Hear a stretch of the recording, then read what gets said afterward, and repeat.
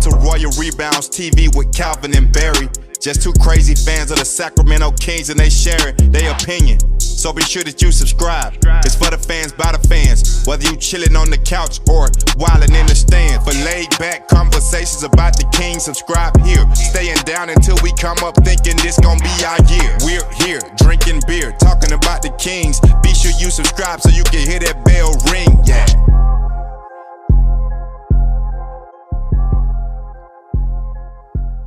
What's up, Kings fans? Welcome back to Royal Rebounds TV and another Royal Rebounds podcast live with Calvin and Barry. We are watching the last minute and a half of this Kings game here with you. It's not looking good, Cal. The Kings are down 4. Like I said, there's about a minute 15 left. Sixers have the ball. Oh, man, Cal. No Ben Simmons, obviously. No Joel Embiid. No Seth Curry. No Tobias Harris, and this is still a game. Oh, man, offensive rebound. Yeah, it's been a topic of conversation for the Kings all year long, but late game execution, closing quarters, closing games, it's been an issue for them, and we're seeing it play out live right now.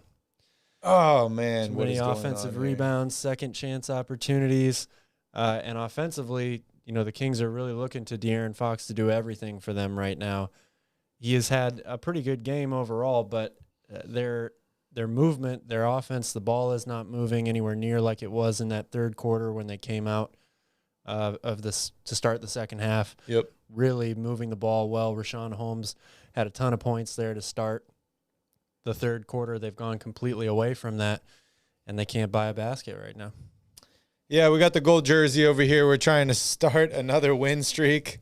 Not looking good right now. We'll see how this next 45 seconds go. Shake Milton's at the line. Makes it a 6-point game. Who's getting the ball, Kyle? You think Buddy, Harrison Barnes? I think they will look to go. Well, never mind. I was going to say Buddy Hield, but that was a great look. Really great look. I think that's off De'Aaron Fox, too. Fox turns it over. That's not good. What's up, Nate? Welcome in. The Buddy, welcome in. Let us know down below in the chat where you guys are watching the game at. Ooh, that's a close one. Was it off Buddy, or was it off Fox's foot? I think it did go off his leg last. Oh, man, this is not good, Cal. Not good at Fading all. away here in the final seconds. Normally we start these podcasts after the game, but we thought it would be exciting tonight to watch a little bit of the game with you guys. I wish it was more on a positive note here, but that's okay. This is the first game since Coach Luke Walton was relieved of his head coaching duties. Alvin Gentry has taken over. We've seen press conferences from him, from many other players on the team. I don't know what's going to change, Cal, if anything, but this is not a good way to start, especially without, Embiid, Curry, Harris, and obviously Ben Simmons. Yeah, I mean, everybody's going to talk about that. It's not like Philadelphia has no talent outside of those guys. We've seen Tyrese Maxey play really, really well tonight. Matisse Thybulle, who just came back from COVID, has looked great. Shake Milton's been a good sixth man for a long time in the NBA, and Andre Drummond is a former All-Star. Yep. So I realize that Kings fans are all going to point to who's not playing in this game. That doesn't matter in the NBA. It really doesn't. You can't have – we heard Matt Barnes say it at halftime. You can't have that sigh of relief to see that those guys are out. These guys are all still pro players. They're all very talented in their own right. And so you had to bring – your A game regardless if you were the Kings tonight. Man, they look defeated, man. They had a chance to win this game. They did. They absolutely did. But again, it's coming down to late game execution, free throws, and I really don't know what happened to the pace that this team was playing with in the first half. Well, I think I really loved get this thing out of there. Hopefully next game. It's funny. I like how all the coaches are all wearing exactly the same thing. Yeah, it's a pretty standard thing, I think, these days for most coaching staffs. But I mean, normally the head coach just has a suit on or he's dressed up nice. Oh, well, COVID took that away. They're allowed to wear whatever they want now. T-shirts even sometimes. So we got lucky tonight. We got to see Mark Jones in the house with Katie Christensen. It's funny, man, seeing him stand next to her. Every shot since then, they've been sitting down. But he is so much shorter than her. It's crazy. It's pretty funny, dude. He looks like Carlton. What's up, Kristen? Welcome in. Who's that? Booster Child? Welcome, welcome. Tough loss, guys. I know. It's not officially over, but it's not looking good. Not looking good at all. Probability is not very high right now. What do you think they're talking about? The huddle over there. They're drawing up a play here is what they're talking about. But in the back of everybody's mind in that huddle, it's how they've just left these possessions empty-handed. You know, that both offensively and defensively, they haven't been able to take advantage of anything offensively. The ball really isn't moving. I think they're all thinking that they let this one get away. Most definitely. 23 points for De'Aaron Fox so far tonight. I know he missed a couple free throws, but 8 of 10 is pretty good from the free throw line, especially for him. 18 big points for Richaun Holmes tonight. We saw him leave briefly after getting poked in the eye. Everything seems to be okay. And 21 points for Buddy Hield off the bench. You know who I was disappointed with tonight was Harrison Barnes. I know he's at the free throw line here to try and make this game an 8-point game. But he didn't even score double digits tonight. That's pretty shocking. Yeah. Once again, another game where he started out fairly aggressive, but they really just aren't looking to get him any type of offense in their half court sets. It's either pick and roll with Tyrese and Richaun Holmes, which we saw again was very effective today, especially in the third quarter, or it's isolation ball with De'Aaron Fox. Looks like they're just going to let him dribble it out here.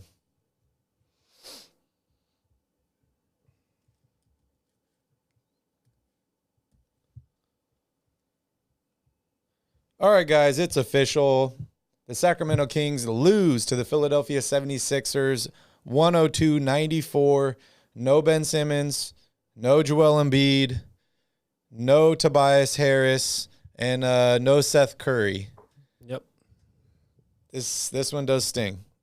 It does sting. And the first loss of the Alvin Gentry era. Yes. It was looking pretty good for the Kings, man. After the first quarter, they were up 5. They were in this whole game until the fourth quarter. Looking here at the box score, 12 points for the Kings in the fourth quarter. That's not good at all. I know they had 8 turnovers at halftime. They only had 8 in the whole last game. End up with 13 turnovers tonight. You're looking here. They shot worse than the Sixers. They got out-rebounded by the Sixers. Or no, sorry, actually, they out-rebounded the Sixers only by 3. A couple of those were probably towards the end there.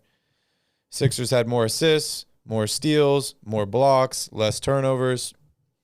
I know it was the bench playing in this game, Cal, but they outplayed the Kings. They did. They did outplay the Kings. And the Kings, they let this one get away. They really, I thought, started the game really strong. They had a few not so good turnovers there early in the first quarter, weren't really secure with the basketball. But they were able to get through that first quarter or get through those turnovers, and they were playing with pace. 11 fast break points in the first quarter, 2 for the rest of the game after that. Yep. 33 points in the first quarter. They were getting paint touches as well, which is I'm going to continue to hammer it home all season. It's got to be such a huge point of emphasis for this team, not just points in the paint, but paint touches. To start the second quarter, Buddy Hield was really, really hot from 3 to start the game. But they came out in the second quarter and missed, as a team, 5 straight threes. Yep. Not a single paint touch in any of those possessions.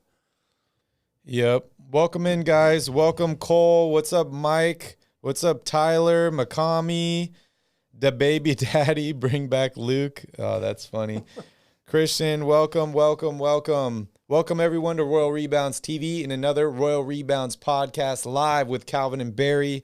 We are here post-game discussing the Sacramento Kings 102-94 loss tonight to the Philadelphia 76ers. If it's your first time to this channel, make sure you guys hit that subscribe button down below to join the Royal family with Calvin and I.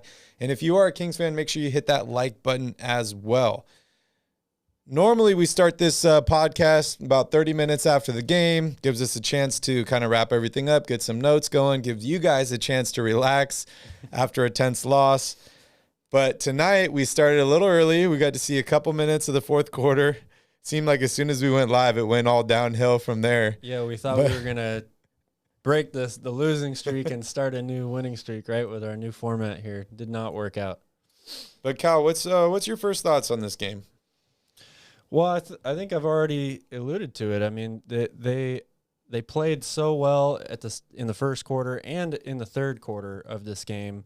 I liked that they were playing faster. There seemed to be more of a sense of urgency to get up and down the court. That's something that we expect Alvin Gentry to want to do with his, coaching experience in the league. The teams that he's been a part of, they all seem to play up-tempo styles of offense, which I think is a good thing for the Kings. And then that third quarter was so great to watch, just with how they were feeding the ball inside. Both Richaun Holmes and Tristan Thompson, when he came in while Richaun Holmes was getting tended to with that cut above his eye or getting poked in the eye, whatever it was, they kept feeding the ball to Tristan Thompson, and he scored some big buckets for them in the paint as well.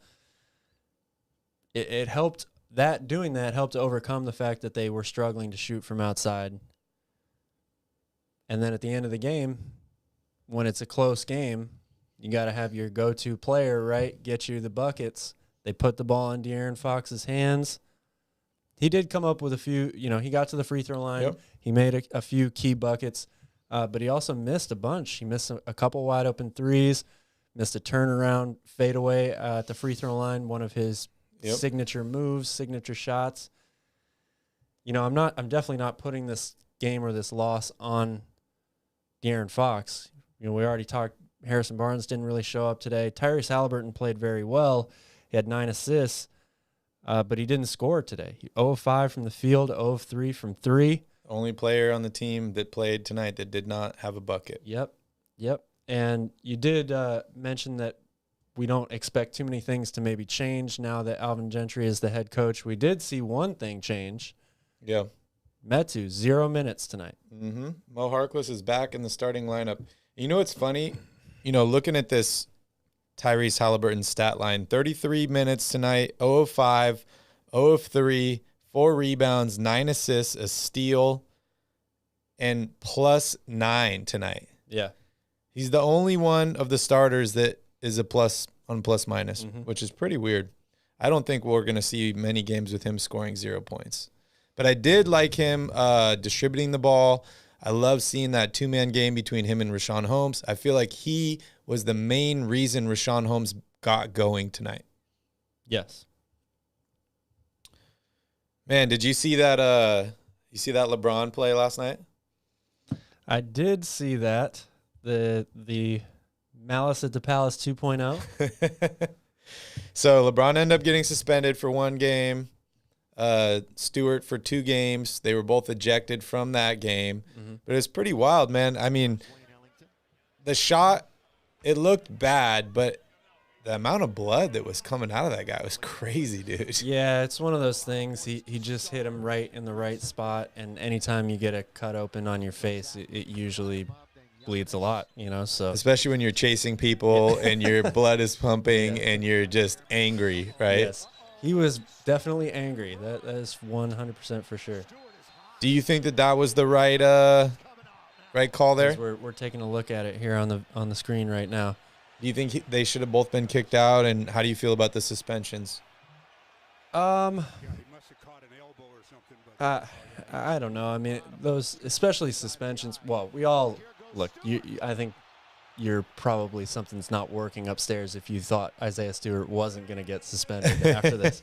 But I was maybe a little surprised that LeBron. I don't have any issue with the ejection, but a suspension I'm maybe a little bit surprised about. Just because yes, the act itself was flagrant, maybe worthy of an ejection, like I said. But after that, he was very calm, collected, didn't really do anything. I think he was trying to talk some sense into Isaiah Stewart, like, calm down, man. I wasn't trying to hurt you, all this stuff. Yeah. Even if he really was, if it was an intentional act or whatever. So I'm maybe a little surprised that he gets a one-game suspension. But this is not a good look. Only second time he's ever been ejected out of a game. In his career, yeah. Pretty well. We can all agree that this is not a good look for the NBA. So they definitely had to do something. What's in the water in Detroit, man? That's what I got to know. Why are these guys going all crazy in Detroit? It's really crazy here. So I guess the big news that everyone wants to talk about is Luke Walton is officially done with the Sacramento Kings. It wasn't very long before they announced an interim coach, and it is Alvin Gentry. I think we all pretty much expected that, or somebody from that bench. But a couple other notable moves. Rico Hines was a player development coach. He got moved into one of the top assistant coaches. I also see Doug Christie very, very involved with Alvin Gentry now. He seems to be like next to him. So I don't know what he is in line, but he seems to be way more involved. I want to read here a couple quotes from Monty McNair, and then we can dive in kind of on this and see what your opinion is. So he says, I think for us, it's continuing to do the same things that got us off to a better start and do it more consistently. I think Alvin will put his stamp on things a little bit, just given his experiences. But again, I think we have shown that we can do it, and it's just doing it more consistently. Well, yeah, I mean, I agree with that statement. The things that they have done well, they just do not do on a consistent basis. It's a Dr. Jekyll, Mr. Hyde type thing, and it's been that way with this team for a number of years now, not just this year. Mm-hmm. And you can, they're a young team, so you can try to pin it on that. They just have to go through these growing pains sort of a thing. But that's also a direct correlation with coaching. Yep. When you have a young team, you have to be more of a disciplined team or a coaching staff that's going to demand discipline, like a Tom Thibodeau style type person, I think. Yeah. And so listening to those comments by Monty McNair, those don't necessarily sound to me like there's a big trade coming or we're changing roster pieces around. And, he's probably playing that close to the vest if that is the thought process. But, I don't see any big changes stylistically coming out of this team anytime soon, other than the fact that we talked about maybe they'll start playing with a little bit more pace. But outside of that, they still have a lot of holes. This is the fourth time Alvin Gentry has taken over as an interim coach. I think the sixth time he's been a head coach in this league. He's a veteran. He doesn't have a winning record overall, but there's not a lot of coaches that do have overall winning records. Well, when you take over as an interim head coach 4 times, you're usually not put in a great situation in those scenarios, so you tend to lose some games. Exactly. And, his interview before the game, he said, the game plan's going to pretty much stay the same because all of us coaches, we all agreed together on what the plan was. And now it's just getting the players to do that. So I think that's going to be a big impact. I want to read you another quote here from Monty. And this is funny because you talked about you don't see a big trade coming. I think you could take this quote either way, but I want to hear what you say or what you have to say here. It's a results-based business. Right there, start off. Kings are losing. But I think it's more of what we can do to get this thing back on track. I think offensively we played fast at times, but I want us to play even faster. I think we could be the fastest team in the league with De'Aaron, Tyrese, and the rest of the guys that we have. Defensively, we've shown some improvement, but we have to be able to finish possessions. We have to be able to get off the floor on the defensive end and get into our offense, and we have to finish games. Like I said, we were 5-4, but felt like we could have been even better. And then during this 1-7 stretch, We had a couple of games that we let slip through, so I think those are the things we'll continue to focus on and that Alvin will address along with his staff to the players. I think that's a very fair assessment of this team, and this game is a microcosm of exactly that. He said they want to play faster. Got off to a really good start. 11 fast break points in the first quarter, 2 at the rest of the game. They need to finish possessions. We saw down the stretch here when the game was close in the fourth quarter. Yep. Offensive rebound. Leads to open threes, leads to putbacks, leads to free throw attempts. So, yeah, this is exactly all the things that he said they need to do better at. We saw them revert back to not doing well in this game. Yeah, and they're all things that I think you and I have been saying for months now that they need to be doing better. You know, the Kings actually won the rebound battle in this game. Yes. But we talked about situational rebounds. And in the fourth quarter, towards the end of the game, the Kings can't make a basket, and they're only getting 1, maybe 2 shots per possession max. When you're shooting 25% from the three-point line and you're not able to get second and third and fourth chances, it doesn't look good for your team. And that's how you end up scoring 12 points in the fourth quarter. Yes. Simple as that. Andre Drummond had 23 rebounds tonight by himself. That's crazy. Nobody else on the team had more than 5. Yeah. That's just truly, truly incredible. So back to what Monty was saying. You know, we talked about them playing fast early in the season, having one of the fastest paces in the NBA, scoring. I think they're the second highest scoring team in the NBA. And then we talked about those live ball turnovers and how sloppy they were with the ball.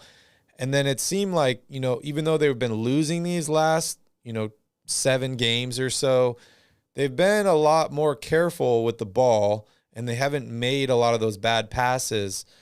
I saw a lot of those tonight. I saw a lot of lucky breaks for the Kings, passes that were deflected but weren't necessarily stolen. We saw a really, really easy one that Tyrese Haliburton was trying to give that little lob to Rashawn Holmes. Yep. Stolen right away, breakaway dunk. Nobody even got back on that play. So it's an interesting situation.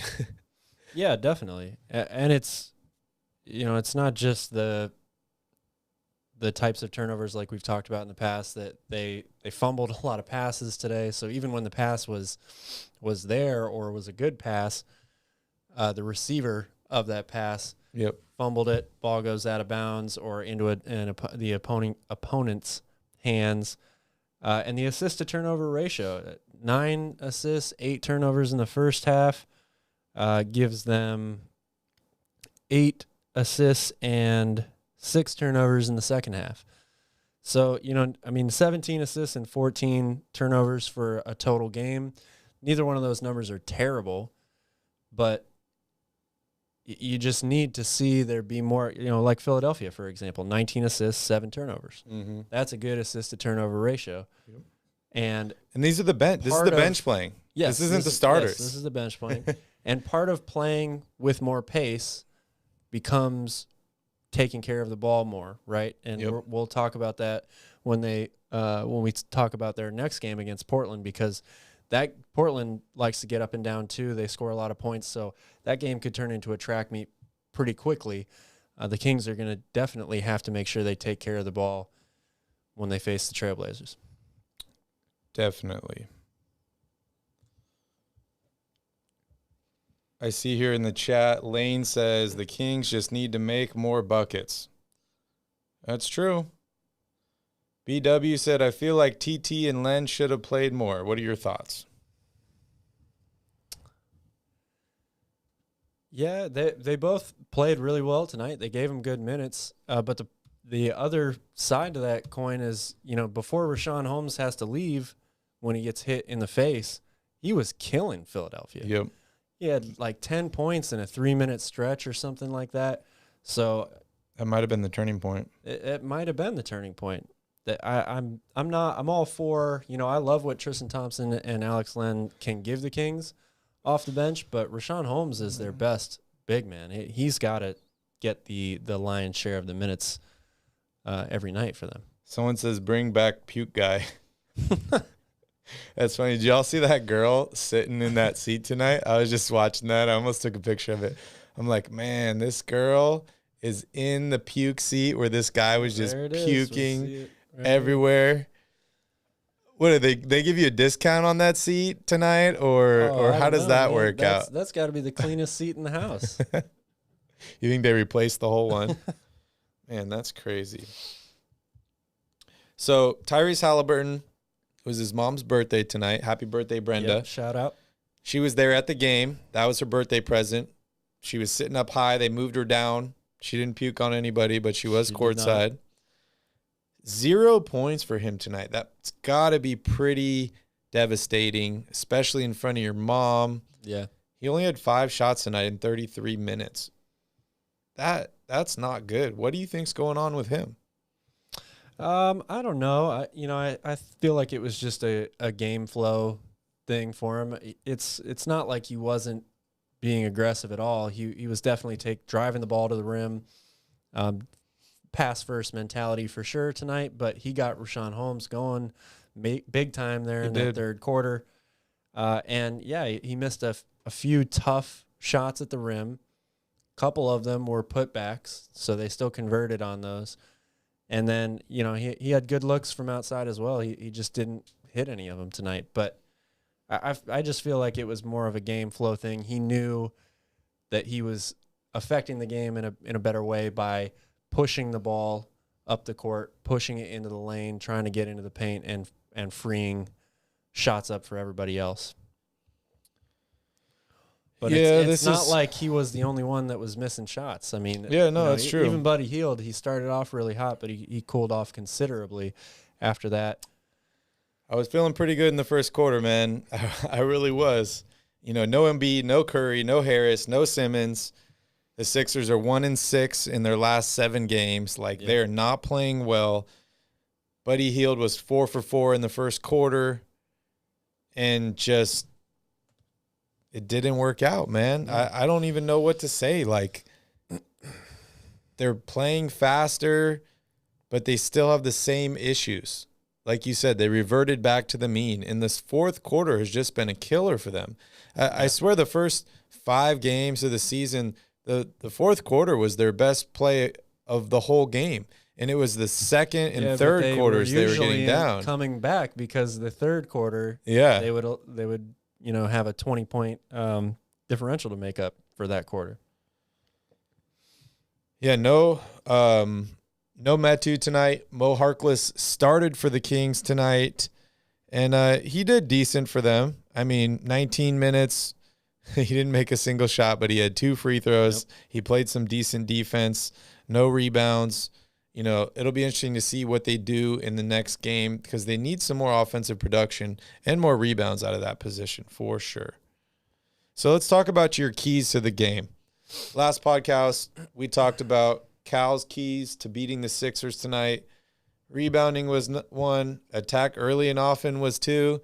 Defend the 3 was the 3rd one. Mm-hmm. You look here at the team stats. The Sixers shot 28% from 3-point range. The Kings out-rebounded them. And the Kings were aggressive early in this game. They were. They had this game set up for them to win towards the end, right? After that third quarter, they were in a really good position. Yep. They were playing well. They were doing all of those things that we said they needed to focus on. But it came down to a close game, fourth quarter, late game execution on both sides of the court. They didn't close out possessions. They didn't secure the rebound, and they didn't hit shots.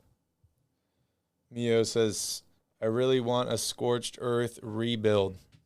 Stay tuned. We're going to do one on NBA 2K. We're going to do it live here with you guys probably next week sometime. And we'll have polls going in the chat. We want you guys to be involved. We want you to tell us what players that you want us to trade for. And we'll do it all together and see if we can rebuild this Kings team and make it to the playoffs. Makami says, trade Buddy. Yeah, I'm on that bandwagon for sure. I mean, It all depends on what you're going to get in return. But But yes, I believe that he is one of the most expendable players on this team, and he's one of the players that has the highest trade value. Yep. So it makes a lot of sense to me. It all depends on the deal for me. Who are you trading him for? Are you trading him for draft picks? Are you trading him for a young player? Are you trading him for another guy that's able to win now? You know, that's really what it's going to sway me one way or the other. It's really going to come down to as we get closer to the trade deadline and December 15th, which is the day that players who just signed contracts this season are eligible to be traded. As time goes by and those checkpoints, we get past them and through them. Yep. Is the front office going to say, okay, this season is now a lost season, so we are officially sellers. We're looking to improve positioning for the off season in terms of draft stock, in terms of cap for potential free agents, or do we still think we can salvage this season and make a playoff run, in which case they'll be looking to, improve the roster. So you're always looking to improve the roster, but it's still early. There's still 64 games a lot of left games left in this season. That is a ton of games. Anything can happen. You look at the Sixers right now. They started off red hot. They had the best record in the East, and they fell pretty far. The Kings were above 500 at one point. They fell as well. But you got to think the difference is the Kings have been mostly healthy for the entire portion of that. And you got to think about these losses. Every loss adds up and compiles and says, okay, Monty, like you said in your quote, this is a business that's based on results. Yeah. And if you're losing games, you got to make changes. When I look here at the schedule, Trailblazers, Lakers, Grizzlies, Lakers, Clippers, those are a bunch of tough games. The funny thing is LeBron's probably going to be suspended for that one game, and then he's going to come back and play right against us. LeBron James. That's really rough, really rough. All right, so Monty wants to play fast.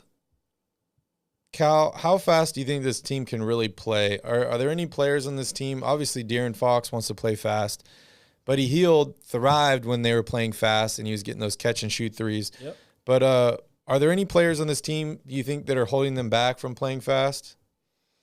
No, not really. I mean, we even saw Alex Len, run the floor really well tonight. He's probably the one guy on this team that, in terms of playing fast, it would be like the least effective in my mind out of everybody that's on the roster. Mm-hmm. But, he showed tonight that he can make an effort to push himself down the court, get down there before the guards and post. That is, for a big man, that's the number one goal of playing fast, right? Is trying to beat everybody down the court and establish position on the low block. So no, I don't think there's anybody that's necessarily holding them back. I mean, you've got two guards, one who's arguably, if not the fastest player in the league, and the other who is not the fastest player in the league, but he has such great vision that, as long as everybody else is running the floor, there shouldn't really be anything that keeps this team from being in the top 2 to 3 teams in the league in terms of pace, I would say. Yeah, I totally agree. The Golf Bud says, we lost to the 76ers against their bench. This was a must win. Can we talk about that? Yeah. Yeah, we are talking about I mean, it was a must win. Like, why? I mean, like, everyone, if you look at the schedule, like, you're already marking this game down as an L. The only reason it became a must win for me is seeing all the guys that are out. And then you're like, okay, well, maybe we have a chance. But then you look in the mirror and you're like, okay, we've lost this many games. We just went through a coaching change. This team is not playing good basketball right now. That compiled with, us being the Sacramento Kings is why we lost this game. And I don't know if any game is a must win at this point. Yeah, I mean, or you could look at it as every game is a must win at this point. There aren't really many must win games 16 to 17 games into your season, but clearly the Kings are struggling big time right now. And so you need a win to just kind of exhale a little bit and say, all right, we maybe haven't fixed all of our problems here, but at least we know we can call ourselves winners tonight when we go home and go to bed. You know, they just need that feeling again. And yeah, like we said, everybody's going to talk about who didn't play in this game for Philadelphia and how it should have been this was a really great opportunity for the Kings to get some things fixed and get in the win column.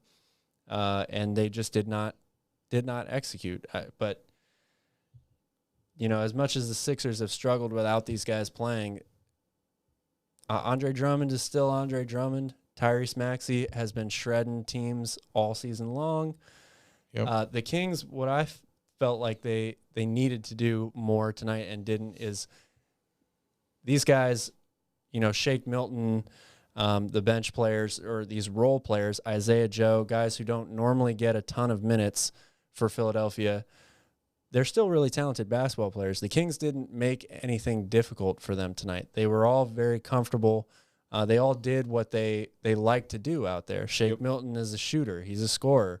He got a lot of open looks tonight. Same thing with Isaiah Joe. You know, the Sixers really moved the ball well.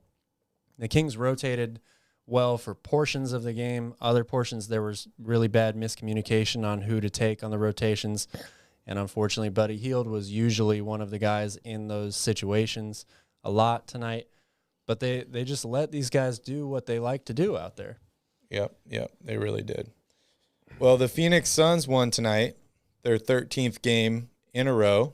They are now second place in the Western Conference. Do you know the last team they lost to? The Sacramento Kings. The Sacramento Kings. They got 3 losses this year. One of them's to the Kings. And the last game against the Kings, they only won by like 3 points. So yeah, something like that. It's puzzling, really puzzling. This Kings team is like, what did we do a Royal Report episode last year? We did a section called Dr. Jekyll and Mr. Hyde. Yeah. Like it's still the same team, right? It is. Some moments, everything is so great, and they pass the ball so smoothly. They outrun teams. They play good defense. They get stops. And then the next moment, they just look lost. And they're losing games when their opponents are not playing well. Yeah. Yeah. And not playing their best players. Last year, you and I watched them beat the Clippers with Kawhi Leonard. During the Super Bowl. Yep. On the road. And we both thought at that moment that the Kings had turned a corner as a franchise. And they were at 500, or was that one game below? Right at or below, something like that. And then I don't remember how many games it was after that, but very shortly after that, 9-game losing streak. That was the last win before that losing streak. Yeah. I remember. You and I, we rented a cabana at the pool. We watched the game. We watched the Super Bowl. We had fun. Everything was good. And then they took it all away. We got some trade suggestions in the chat here. Charlie says, would you trade Fox, Haliburton, Hield, Bagley, Mitchell, and 3 first-round picks for Jaylen Brown and Ben Simmons? Whoa. Talk about a shakeup. I mean, who else is going to play? You're trading the whole team for 2 players. Yeah, I guess you got Ben Simmons, Jaylen Brown. Then you'll have Rashawn Holmes is still there. Harrison Barnes is still there. That's about it. I don't think I would do that deal, man. Don't get me wrong, I like Jaylen Brown a lot. Oh, I would love He's amazing. But I'd probably try and work this deal and just get Jaylen Brown and not get Ben Simmons, so I didn't have to give up as many of these guys, because I think you got to keep one of Fox, Haliburton, Mitchell. Hopefully 2 of those guys, but you got to at least keep one. And I agree with that. I was listening to a Kings podcast, I think 2 days ago. They were talking about trading De'Aaron Fox, and they had some interesting perspective and points. You know, I've been pretty adamant about keeping De'Aaron Fox, even though he's been struggling. I like De'Aaron. He likes Sacramento. He wants to be here. You know, I don't want to trade De'Aaron Fox. But the point that he was making is you have 3 guards that you drafted high in the draft. Your best player was a point guard in De'Aaron Fox, and you drafted back-to-back point guards in this draft. Mm-hmm. You hit on both of those. Obviously, there's not room for all 3 of these guys for the future. Maybe a year, maybe 2 years max, but the way contracts line up and playing time and all that, you're not going to hold on to all 3 of these guys. And if you're looking at improving this roster, it's about bringing more talent to this team. And honestly, as well as Davion has played, as well as Tyrese has played, you're going to get more return from a guy like Fox. You just are. He makes more money, so it enables you to bring another big contract back, a guy that's maybe been an all-star. So I guess that was the magnifying glass that person was using to rationalize a trade involving De'Aaron Fox. And I don't say I agree with them, but I don't think they're wrong there either. Yeah, I don't think they're necessarily wrong either. I think that the decisions to draft these point guards, yes, they are really good players, Tyrese and Davion, and that they will become even better players and play for a long time. But I'm still in the same position of I don't want to trade De'Aaron Fox right now, even though he is, like you said, the person that you could get the most back from. I feel like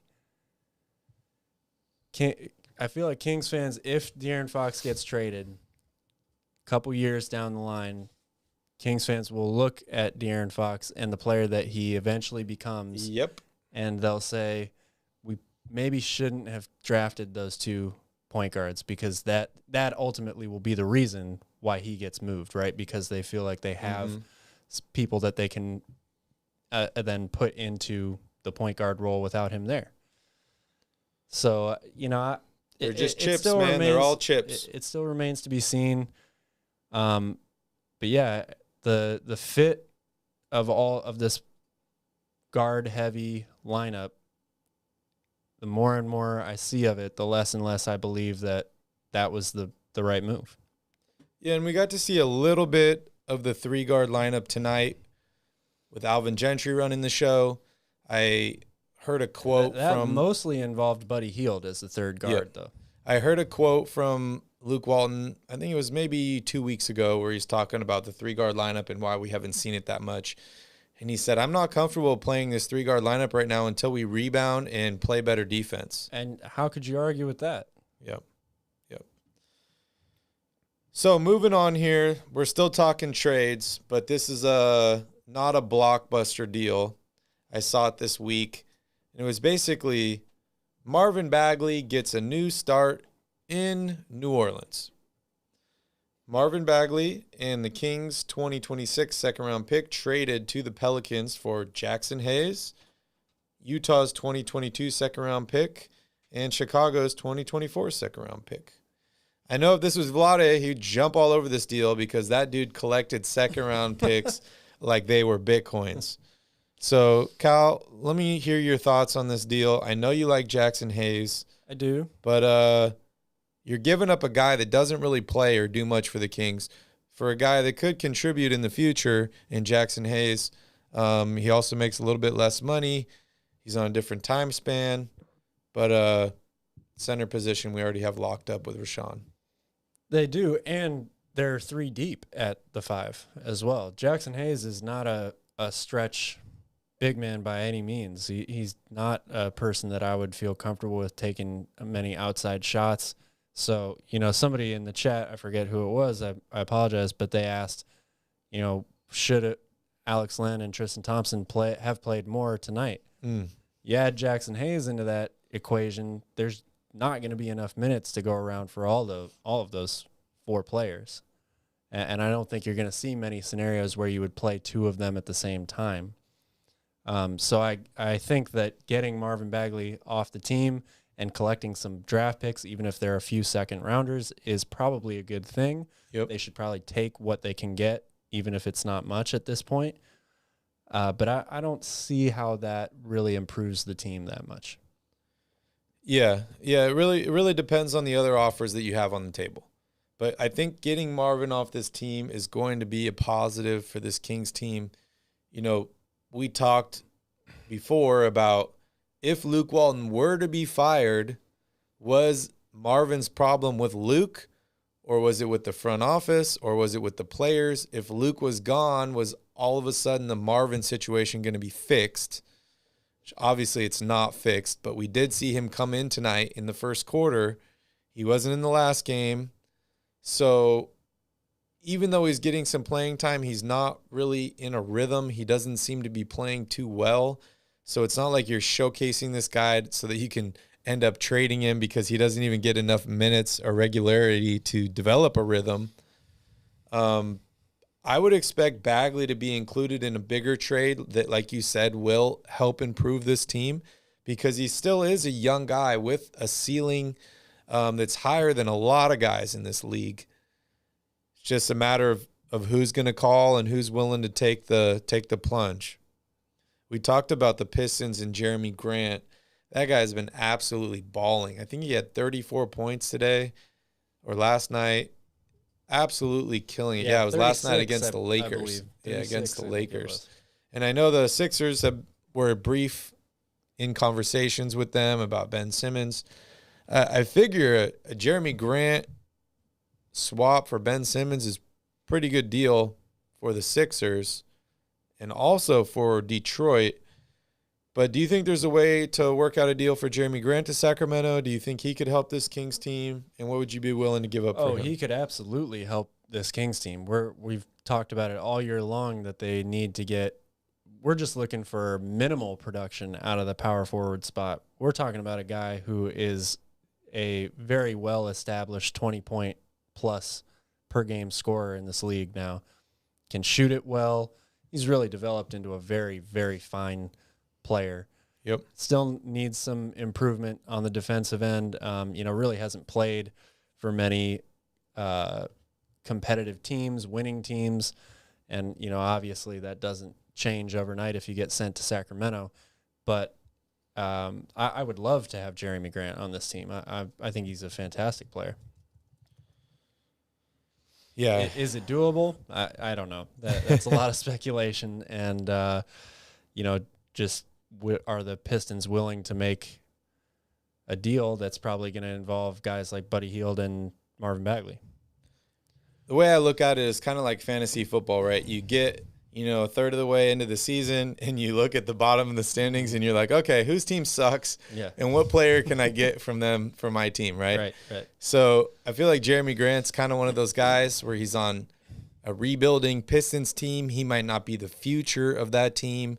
Which is funny because he was the big name free agent that they went out and got, right? Yeah.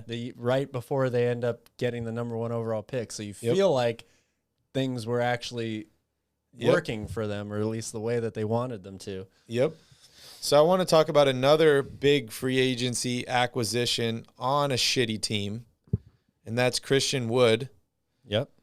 Last year, we were all amazed by them picking him up and his play. And I think he was actually on the Pistons before that, wasn't he?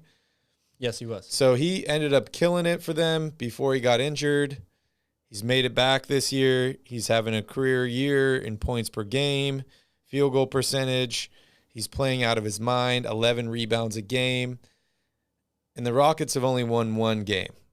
They're clearly rebuilding. They're trying to move on from John Wall. There's a couple guys over there that do have some talent. Christian Wood is one. Kevin Porter Jr. is another one. Yep. I think that these guys are potentially obtainable. How do you feel about those guys? I really love Christian Wood. I mean, he was my pick for most improved player last year before he got hurt. I think he would be tremendous. A great, fits this team well. A stretch big man, can shoot, does a little bit of everything.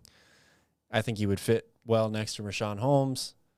Yep. So, I think that would be awesome. And, again, like you said, it makes sense to try to look around at these teams if you can believe it, there are teams that are struggling more than the Sacramento Kings. Houston is one of them. and to go in there and be like, all right, what's it going to take to get this guy? Yeah. I see a couple people here in the chat mentioning Michael Porter Jr. like Nate.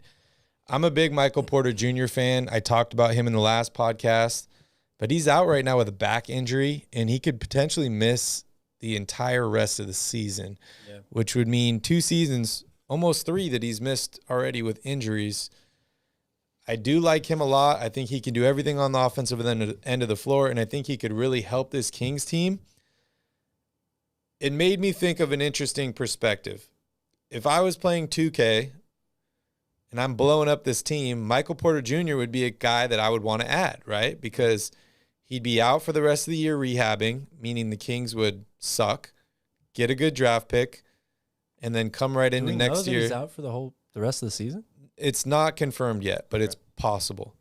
They said he's going to feel it out the next couple of days, see a specialist, and then he might be out because it is a lingering back injury. So if I was playing 2K, I'd be interested in that because he'd be out for the whole season. He'd be ready to come back strong next year. The Kings could kind of play some of these younger guys that they have this season, figure it out, hire a new coach at the end of the year, and move on fresh next year. So I think that would be a good option for them, but that's only if they completely blow it up and want to start from scratch. Otherwise, you need to add guys that are willing to contribute or able to contribute right now. I see some people here ragging on Davion in the chat, saying that he's underperforming. He hasn't been playing well. I know offensively he's been kind of up and down. Yeah. But I feel like he's been pretty consistent defensively. And I think a lot of you guys forget that this dude is a rookie. This is his first year in the NBA. He hasn't even played that many games. He hasn't started any games. Like, he's doing his best, and he is contributing to the team, but he's not an all-star or anything, not yet. No, definitely not. He is struggling offensively right now. We've seen him play really, really well. Offensively, he's scored over 20 points in a game, I believe multiple times. But yeah, his outside shot is not falling. I think he still does a good job of trying to get to the basket. He struggles at the free throw line as well. That's something that he struggled with in college too. So he definitely has a long way to go, but I feel like for the situation that he was put in on this team, playing behind 2 already very well established guards, point guards, really. Yep. He knows that he can still come into this game and affect the flow of the game defensively. He knows he's a smart player. He knows exactly what his role is on this team, and his role is not to be the go-to scorer. That being said, I think the Kings would have a few more wins on their added to their record if Davion was able to shoot even reasonably well in some of these games. I mean, we talk about getting 10 points and rebounding out of the power forward spot. I've said earlier this year that the bench is one of the biggest strengths of this team because you've got a guy like Buddy Hield who can really score, and you've got a guy like Davion Mitchell who has the potential to perhaps even start on some teams in this league, depending on the situation. So they do need more production out of him offensively in order to win with the way that this team is constructed right now. Yeah, I totally agree. I see someone here in the chat saying Christian Wood and Kevin Porter Jr. for De'Aaron Fox. It's an interesting trade to think about. I'm here on the trade machine. Doesn't work out financially. You'd have to either throw in Eric Gordon or wait till the 15th and throw Daniel Tice in there to make the salaries work. But this seems like a pretty high upside deal for me, for both teams. Yeah, it's an interesting deal to think about because it definitely fills 2 areas of need for the Kings. A starting power forward who you can really rely on, and gives them a lot of wing depth. And a starting shooting guard. Yeah, which is something that they are lacking right now. Outside of Harrison Barnes, they really don't have much. there. So, and the idea of pairing Jalen Green and De'Aaron Fox next to each other is kind of intriguing as well from a Houston standpoint. Talk about playing fast. Holy shit. And John Wall. Yeah, well, I don't think we're going to see John Wall play for the Rockets anymore, but that'd be so exciting to see Fox and Wall playing together and just running up and down the court. That would be really cool. Lord says there's 3 Porter Juniors in the NBA. You're correct. So we could get Otto Porter Jr., Kevin Porter Jr., and Michael Porter Jr., and we'll just change our team name to the Porter Juniors. Sacramento Porter Juniors. The Porter Juniors. That's funny. You guys are hilarious. To everybody that's just joining in now, welcome to Royal Rebounds TV and another Royal Rebounds podcast live with Calvin and Barry. If you're new to the channel, Calvin and I put out fresh Kings content almost daily. So hit that subscribe button down below to join the Royal family. If you're a Kings fan, hit that like button as well. If we get up to 40 likes, Calvin's taking a shot of Crown Royal over here. And I might even do one too. All right, so we talked about Christian Wood. We talked about the Pelicans' potential deal. I'm seeing a lot of people here in the chat talking about Brandon Ingram. You know, we talked about this guy before. He does a lot of the same things that Harrison Barnes does. I feel like they could play pretty well together if Harrison was moved in that 4 position, but I know you are not a big fan of that. I'm not much of a big fan of that either. I'd rather get a guy like Christian Wood, a little bit bigger to play in there. But you have any thoughts on Brandon Ingram? Would you be willing to give up some of these young guys or potentially a De'Aaron Fox for Brandon Ingram? I love Brandon Ingram as a player. He's a very talented offensive player, and he's improved his game every year. I'm not so sure on the fit for this team, especially if, like you just said, if you're keeping Harrison Barnes as well. I don't know about the fit playing those two together. I don't like the idea of bringing one of them off the bench. So I guess it just depends on what the deal involves, who you're getting rid of. A straight-up De'Aaron Fox for Brandon Ingram trade, no, I can't say I'm a big fan of that just because of the stuff that we've already talked about. I don't know how the fit works with Brandon Ingram and Harrison Barnes. You're going to get a lot more scoring. Brandon Ingram's not one of the better defenders in this league right now. Yep. And he's not a very physical guy. You know, you wouldn't feel comfortable putting him on, bigger players. Mm-hmm. And I'm not so sure I would want him out there guarding smaller guards either. I just don't know how that team would be constructed. Ingram can make shots. He can do that. That's something that the Kings are lacking, is a go-to guy, especially towards the end of games. That's very true. When you have these 3 guards like we're talking about, we have all these chips, and we just need to kind of move them around and figure out who fits in what position. Mm-hmm. Do you think you could get a better guy for De'Aaron Fox than a Brandon Ingram? Because, you could always think that. You could always end up flipping Harrison Barnes for another power forward or, some more depth on this team, and then have Brandon start at the 3. So you think you think we can get a better guy for De'Aaron Fox if you do end up trading? I definitely do. I mean, look, we haven't heard the Kings once say, and I would be surprised to hear of a time when Monty McNair called another team and said, hey, De'Aaron Fox is available. What do you guys want, or what do we get for him? I think if they were to actually do that, there would be a lot of teams trying to make an offer for De'Aaron Fox. I think that the league still views him as an incredibly high upside player and one of the more talented guards in the NBA.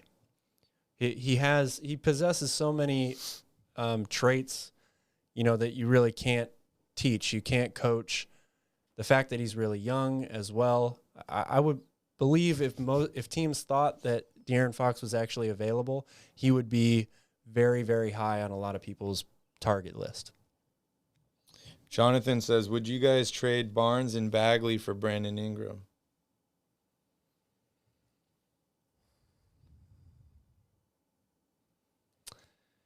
The way that Harrison Barnes has really dropped off over the last few weeks, yeah, I would definitely consider that deal. If I'm going younger with this team, yes, I'm going to do that. If I'm trying to compete and add to do well this year, I'm not going to do that deal.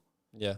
But if I'm punting on the season, or if I'm just saying this is develop young guy season, we're going to get another good draft pick, we're going to get back at it next year, then yeah, I think I would consider that deal.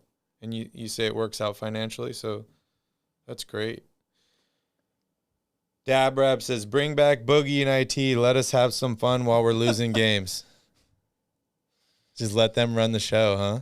Man, that would be interesting.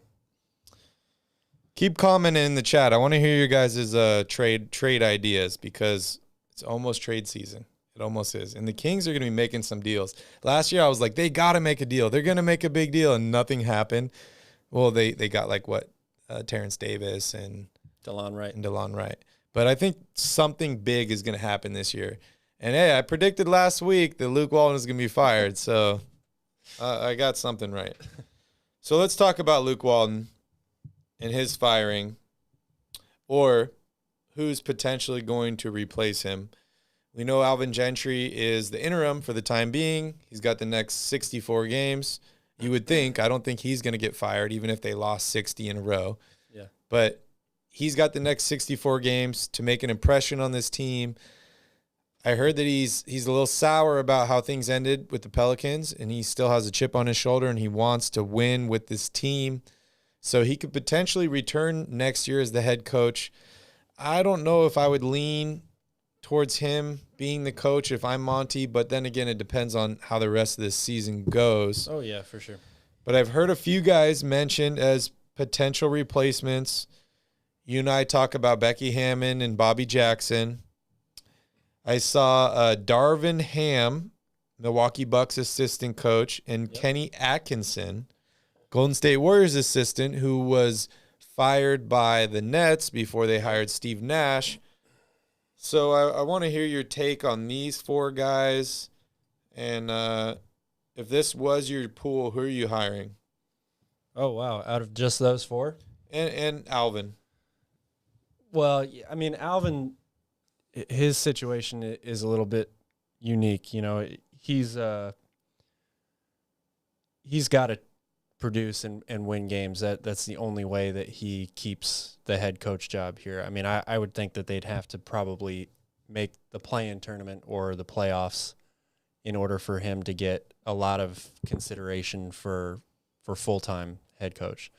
So he's got a tough his position is a lot harder, you know, because it doesn't matter necessarily what the record is for any of these other coaches. They're going to be evaluated differently. Exactly. Out of the rest of those guys, we're talking about kind of the cream of the crop here in terms of these are our assistant coaches that are tremendously well respected, have been talked about as guys potential or women, potentially for head coach jobs already. So I would be happy, honestly, to get any one of those people, I think. Kenny Atkinson, I like that idea a lot. He's a defensive-minded coach. My man Skip on the Sacktown Breakdown is really high on him as well. I know he really likes Mike D'Antoni for this team too, which does make a lot of sense, especially if you are committed full-time in the future to De'Aaron Fox. He's going to be the guy going forward. You know, we've seen what Mike D'Antoni does for players like that have that ability, are really fast and kind of, point guard mentoring. Yep. There's another guy that I pointed out to you today who I saw on the opposing team's bench that I kind of actually like as well. I think maybe Sam Cassell for head coach would be a good... The alien. John Wall credits him back in Washington. That was Sam Cassell's first assistant coach job right after they drafted him. John Wall credits Sam Cassell with a lot of how he developed into an all-star in this league. He is a long-time point guard as well. I think that him and De'Aaron Fox, again, if you're going to commit to De'Aaron Fox, that relationship would be good. He'd be a great mentor to have on the bench for De'Aaron Fox. And he has not only played on winning teams, but he's coached on winning teams, won a title with Doc Rivers. He has followed him around everywhere he's gone, so he's definitely absorbed, a lot from. I know some people don't like Doc Rivers as a coach, but I think he's a very good one. Yep. So Sam Cassell, I'm interested to hear what you think about that. Yeah, I like Sam a lot. I enjoyed watching him with the Celtics. He was with the Clippers. Not a big Clippers guy, but I enjoyed watching him with the Celtics. Obviously, him and Doc have a close connection because he's followed him around to many different spots. I like the idea, but I feel like him and Bobby Jackson are very similar. And I'd probably just lean towards Bobby just because he's a Sacramento guy already, and he's already coached some of these guys in the summer league this year. He's already in Stockton working with some of these younger players. Yeah. Sam Cassell's got a lot more coaching experience than Bobby Jackson does. He does. Not head coaching experience, though. No. And you and I both talked about, it's nice to bring in the next, guy who's going to be the new Brad Stevens, the next whiz kid that's going to be amazing, the next Sean McVay. But maybe this Kings team needs an older guy that has experience, a respectable guy. Maybe Alvin's bringing that right now. So we see what happens with that, and then we decide at the end of the season whether they need more experience and older guys or a younger guy who's going to come in and develop with them. Maybe some guy, that can think like the players think, who's I guess on a similar it's all timeline. About style of play to me, because that seems to be the biggest, or one of the biggest, issues with this team is how exactly should they be playing? Should they be one of the fastest teams in the league? Should we double down with a guy like Mike D'Antoni in 7 seconds or less and all that? More defensive oriented guy who's maybe going to bring in more big. They play bigger and are more focused on rebounding and securing possessions and stuff like that. Mm-hmm. As opposed to, an older coach or a younger guy to develop with the team. I think it needs to be more focused on style of play than anything else. Yeah, I see. Bring in Allen. You talking about Alien? You talking about Sam Cassell? Call Area 51. That's hilarious. I thought he was talking about Ray Allen. I'm like, Ray Allen kind of looks like an alien too. I remember seeing them both together on the Celtics. I'm like, wow, this is an alien team about to win the championship. So no love for Becky Hammon, huh? No, I do. Like I said, I would be happy to have any of those people that you listed, those first four coaches. I think Becky Hammon it definitely deserves a head coaching spot in this league. I think she's going to do well once she gets that opportunity. So, yeah, why not in Sacramento? If I were to pick one of those four guys, I'd probably go with Kenny Atkinson. Yeah, I like that as well. He's got more experience than all these other guys. Well, head coaching experience. He was with the Nets for 4 years. And he's got some fire to him. I seen him, let people have it before. And you and I talked about that's maybe what this Kings team needs is they need not a nice guy. They need a guy that's like, it's this way or we're going to have some problems. Mm-hmm. So I like him a lot. Man, Mark Jones was so funny seeing him standing next to Katie Christensen tonight. I can't get that image out of my head. It looked like Carlton standing next to Will Smith. He's so small, dude. It's funny. She's tall. She's very tall. She's very tall. Barkley called Cassell Golem. That's funny. The Space Jam team. RP says, Bagley at center, please. I mean, I was on that train last year. I feel like the problem with playing Bagley and Rashawn Holmes together is Rashawn needs, the paint, and so does Bagley. Now Bagley's basically been relegated to the three-point line.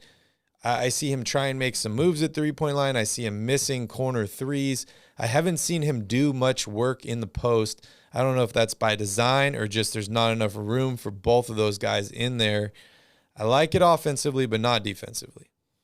Yeah, defensively is really where he would be a liability especially playing. He already is a liability defensively, but to have him go up against Andre Drummond tonight, Andre Drummond would have had 53 rebounds if Marvin Bagley was on him.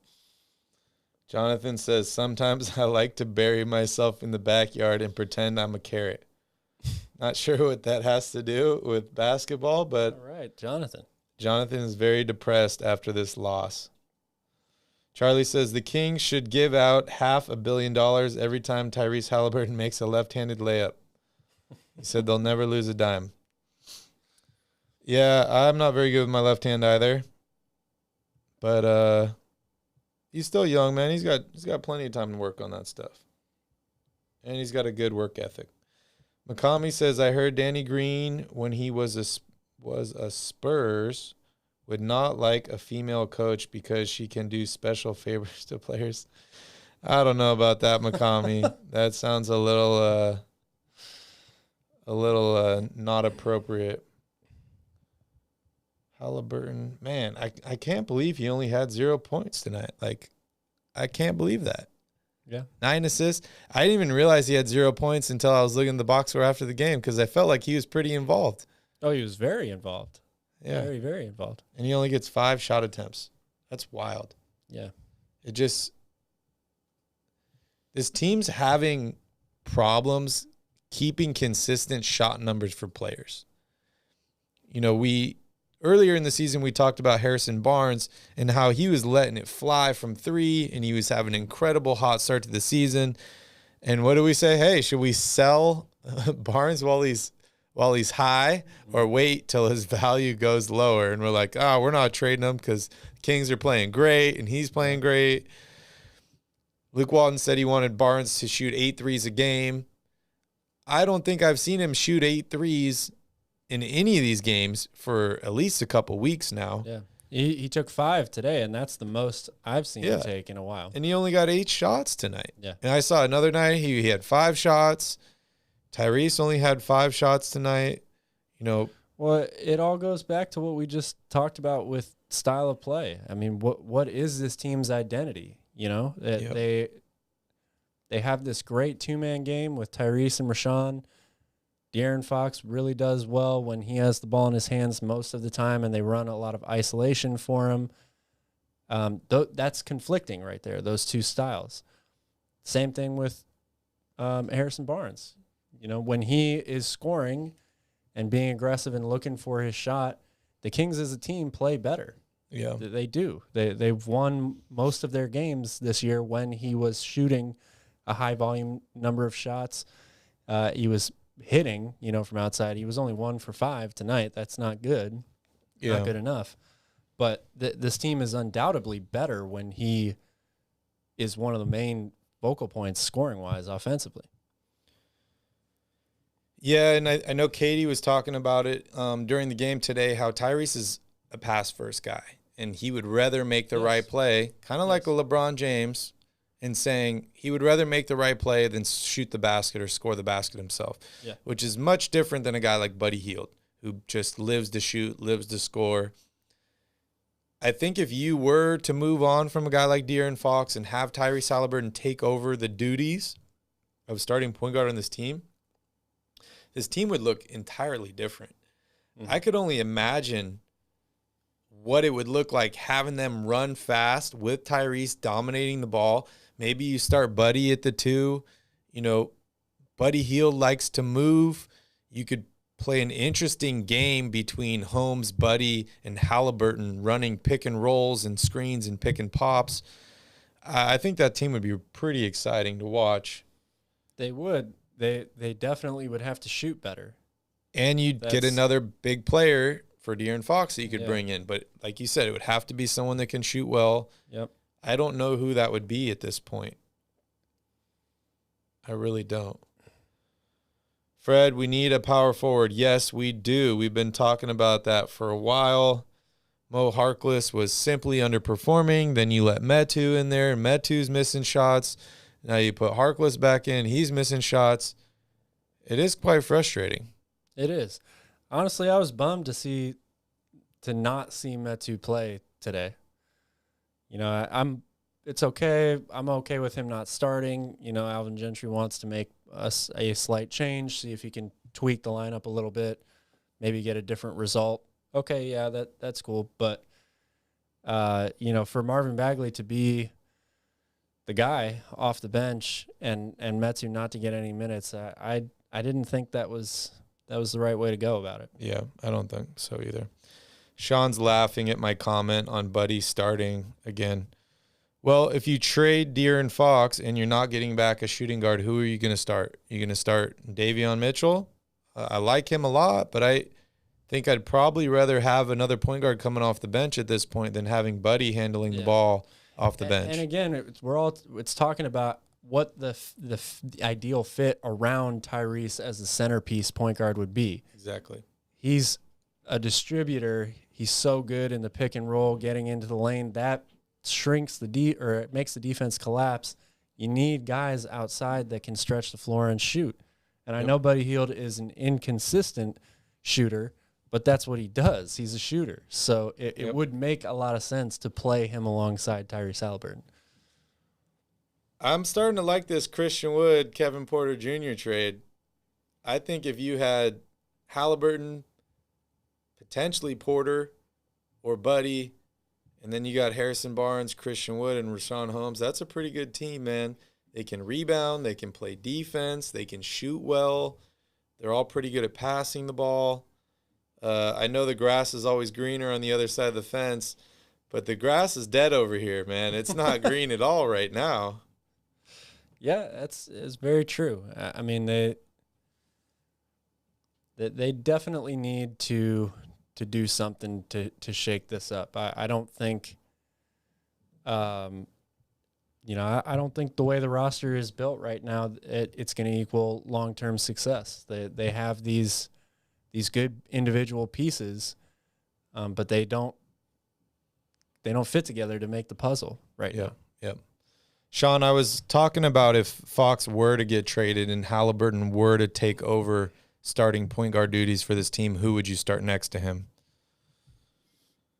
All right. Dylan likes Lewis King. Why not give him a chance, he says. Played really well at the end of last season. Played really well in the summer league. He's got the right last name. Yeah. Would you call him up? Yeah, I mean, I think it's worth giving him a shot. Again, one of the things that this team really lacks is wing depth. So, and he's got pretty good size to him. I think he's 6'7", 6'8", something like that. So, it's another volume shooter type guy. He's going to go out there. If he's not hitting shots, you know, he can be kind of a black hole a little bit. Ball never leaves his hands. But if he does figure out a way to score consistently in the league, then yeah, there's definitely a spot for him on many rosters, not just the Kings. Yeah, I agree. People are talking about Porter Jr. I don't know which one you're talking about. There's 3 different ones we've brought up in this show.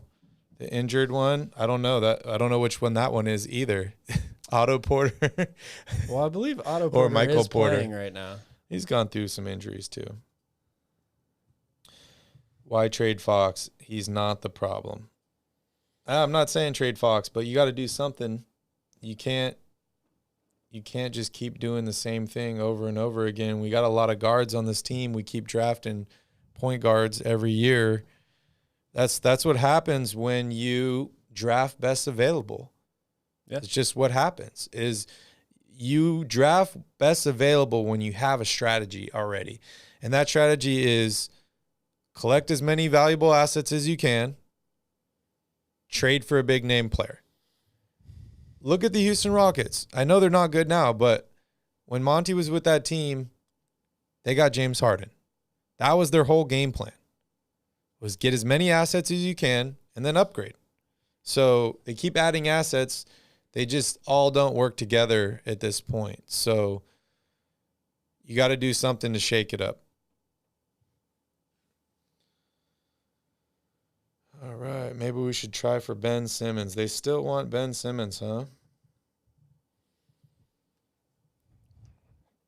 Yeah, Yeah, very high risk, high reward move. I mean, Ben Simmons is going to play for somebody again at some point in this league, and he's either going to make a huge impact and return to all-star level form.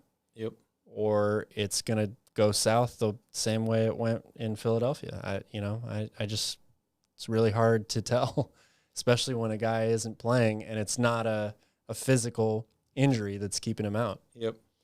I read an article today saying that Damian Lillard is still the target for the 76ers, and that they think that Ben Simmons is the key to getting Damian Lillard, and they're going to hold on to him until they can get that guy.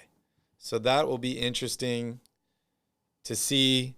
We're going to talk about this next game against the Portland Trailblazers on Wednesday night, but we just hit 40 likes, so we're going to take a shot here. I'll take one with you, Cal. Thanks, guys. I'll take one with you, Cal. Appreciate that, everyone. Do you guys know why we have Crown Royal up here? Let us know in the chat if you know why. There is a reason. There is a reason.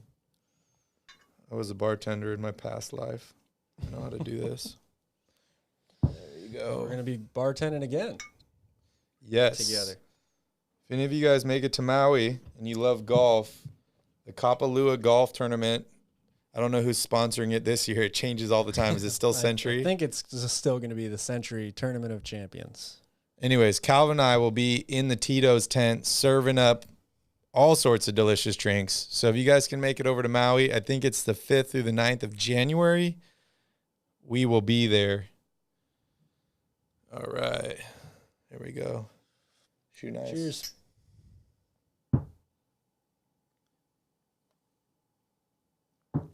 Oh, man. All right. It makes the loss a little bit better. Actually, the correct answer is because the Kings are named after Crown Royal. When they were in Rochester, Crown Royal sponsored the league. They named them the Rochester Royals after Crown Royal. They end up moving a bunch of times. This is a really quick version of the story. They move a bunch of times.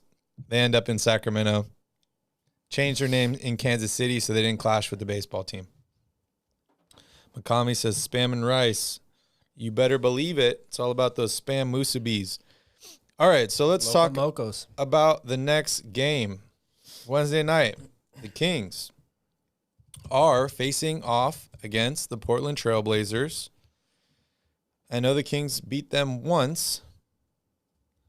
Yep. How are you feeling about this game, Cal? And then we'll jump into your keys to the game. Well, I'm not feeling very good about this game, and that's just because the Kings have played so terribly lately. And we're going up against an absolute monster, two-headed monster in C.J. McCollum and Damian Lillard. You know, Damian Lillard has struggled this season, been one of the frequently talked about topics in the NBA, officiating, all that stuff. How much of an effect is it having? He's really shot poorly this year. But at the same time, this guy could come out and score 50 on any night. So, and they're 9-8 right now. Yeah, they are playing better. This is not going to be an easy one for Sacramento. We've seen teams that have a really big bruising center like Rudy Gobert, even Andre Drummond tonight. The Kings have struggled against those teams. Yusuf Nurkic is just that, a very big, physically imposing center, and then you add the two very skilled guards on top of that. C.J. McCollum absolutely torched the Kings in the first game of the year that the Kings were fortunate enough to win. Killing it towards the end of the game from three-point range. Yeah. Yeah, he was in his bag for sure, as Mark Jones would say. So this is going to be a very difficult one. That there's no other way around it. What are your keys to the game? What do the Kings need to do to win this game? Well, like I kind of alluded to earlier, we were talking about the Kings playing with more pace, getting out and running more. The Trailblazers like to do that as well. So this game could be a very, very up and down game, high-scoring game. I believe Portland is, let me double-check right now, 8th in the NBA in scoring.